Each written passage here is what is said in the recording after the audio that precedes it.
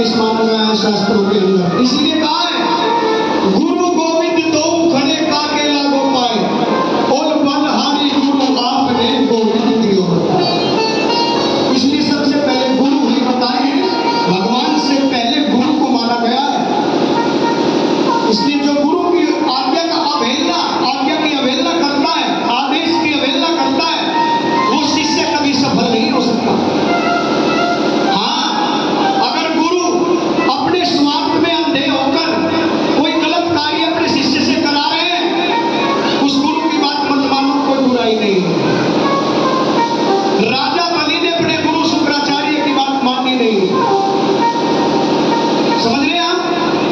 जो गुरु स्वार्थ में अंधा हो पर तब तो वो गुरु ही नहीं हो सकता, क्योंकि गुरु में 5 चीजें होती नहीं, काम क्रोध मद लोभ मोह, ये उनमें होती नहीं, और जिनमें ये होती है वो गुरु हो ही नहीं सकते, वो गुरु हो ही नहीं सकते। हमें कितना लोग यहाँ आए हो, आप भी सत्संग सुन रहे हैं, हम भी बोल रहे हैं, चर्चा किसकी कर रही है? किसकी चर्चा कर रही है? भगवान। तो क्या भगवान से भी भाड़ा लोगे, किराया लोगे, आशीर्वाद?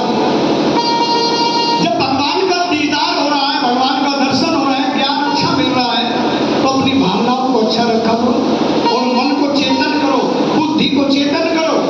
और जब भी दरबार में बैठे हाथ जोड़ करके ही बैठे गुरु गद्दी के साथ